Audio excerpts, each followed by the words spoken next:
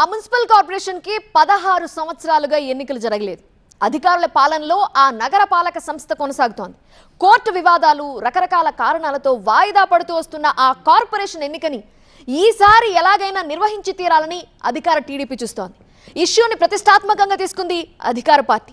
ఇంతకీ ఏదా municipal corporation? ఈసారైనా అక్కడి కోర్టు ప్రాబ్లమ్స్ క్లియర్ అయి ఎన్నికల నిర్వహణకి మోక్షం కలుగుతుందా?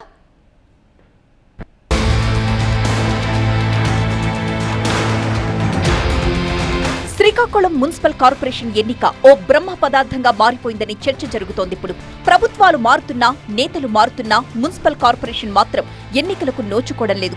2015 డిసెంబర్లో ఇది కార్పొరేషన్ గా అప్గ్రేడ్ అయింది. మున్సిపాలిటీగా ఉన్న చివరి 5 ఏళ్లు, ఆ తరువాత కార్పొరేషన్ అయిన దగ్గర నుంచి 11 ఏళ్లు, మొత్తం 16 ఏళ్లుగా ఇక్కడ ఎన్నికలు జరగలేదు.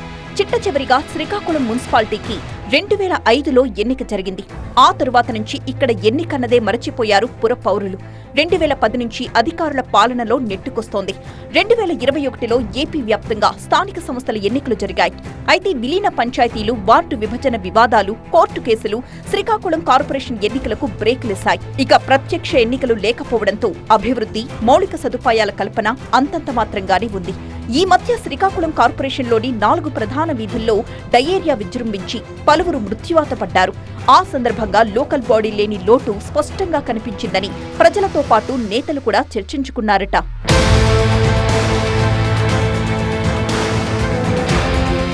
ఏపీలో స్థానిక సంస్థల ఎన్నికలకు నగారా మోగే వేళ ఇప్పుడు అందరి దృష్టి శ్రీకాకుళం మున్సిపల్ కార్పొరేషన్ పైనే పడింది. ఈసారైనా ఇక్కడ ఎన్నికలు జరుగుతాయా లేదా అన్న ఉత్కంఠ నగరవాసులతో పాటు రాజకీయ నేతలను ఊపేస్తోంది. జిల్లా కేంద్రంలో జనాభా పెరుగుతున్నా మౌలిక సదుపాయాల లేమి, అంతంత మాత్రంగానే ఉన్న అభివృద్ధి, అపరిశుభ్రత తాండవిస్తుండటంతో శ్రీకాకుళం కార్పొరేషన్ ఎన్నిక జరగాలని ప్రజలంతా కోరుకుంటున్నారు.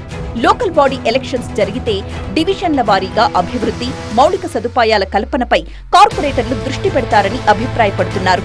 పైగా లోకల్ బాడీ ఉంటేనే ఆర్థిక సంఘం నిధులు కూడా మంజూరవుతాయి. అయితే ఆధిపత్య పోరు ఉండకూడదని భావించిన కొంతమంది పొలిటికల్ పెద్ద మనుషులు విలీన పంచాయతీల పేరుతో కోర్టు వివాదాలు సృష్టించి ఎన్నికలు జరగకుండా ఇన్నాళ్లు అడ్డుకున్నారు అన్న వాదన వినిపిస్తోంది. 16 ఏళ్లుగా ఇక్కడ ఎన్నికలు జరగకపోవడంపై ప్రజలతో పాటు నేతల్లోనూ చర్చ జరుగుతోంది. దీంతో ఈసారి శ్రీకాకుళం మున్సిపల్ కార్పొరేషన్ కి ఎలాగైనా ఎన్నిక నిర్వహించాలని కూటమి సర్కార్ భావిస్తోంది. ఈ ఇష్యూని ప్రభుత్వం ప్రతిష్టాత్మకంగా తీసుకుంటుందంటున్నారు.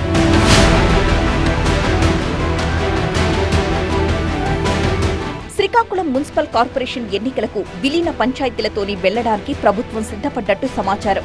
దీనికి సంబంధించిన కోర్టు కేసుల్ని పరిష్కరించడానికి 5గురితో కూడిన ఒక కమిటీ కార్పొరేషన్లో పర్యటించబోతోందని తెలుస్తోంది. శ్రీకాకుళం మున్సిపల్ కార్పొరేషన్లో 7 పంచాయతీలను విలీనం చేసిన అనంతరం ఆయా గ్రామాల్లో ఉన్న అప్పటి సర్పంచులు దాన్ని సవాల్ చేస్తూ హైకోర్టుకు వెళ్లారు. ఆ కేసు కోర్టులో నలుగుతూ ఉండగానే కరోనా సమయంలో అప్పటి వైసీపీ ప్రభుత్వం పంచాయతీల విలీనాన్ని చట్టంగా మార్చేసింది. దీంతో ఆ చట్టం మీద జోక్యం చేసుకోవడానికి నిరాకరించిన హైకోర్టు మరోవైపు కేసును కూడా డిస్మిస్ చేయలేదు. అటు దాన్ని కొనసాగిస్తూ వాదనలు వినలేదు. దీంతో 2 ఏళ్లుగా ఈ కేసు బెంచ్ మీదకే రాలేదు. కానీ త్వరలో కార్పొరేషన్ ఎన్నికలు జరపాలని ప్రభుత్వం నిర్ణయించడంతో ఈ నెల 11న బెంచ్ మీదకు ఈ కేసొచ్చింది. అయితే ఈ విలీనాన్ని వ్యతిరేకిస్తూ కోర్టుకెళ్లిన వారి తరపున లాయర్స్ తమ వాదనలు వినిపించడానికి సమయం కావాలి అని కోరడంతో సెప్టెంబర్ 1కి ఈ కేసు వాయిదా వేశారు.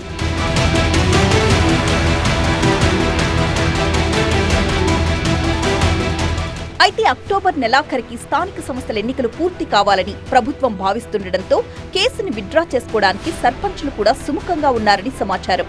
Srikakulam TDP MLA Gond Shankar corporation ఎన్నికల నిర్వహణ కోసం రకరకాల ప్రతిపాదనలు తెరపైకి తెచ్చారు.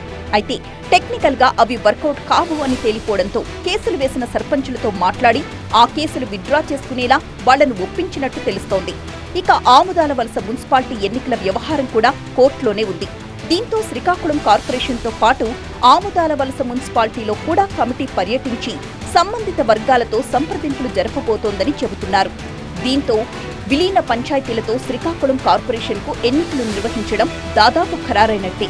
అయితే 45 రోజుల్లో ఈ మొత్తం ప్రక్రియ పూర్తవుతుందా లేదా అనే దానిపైనే ఇప్పుడు చర్చంతా.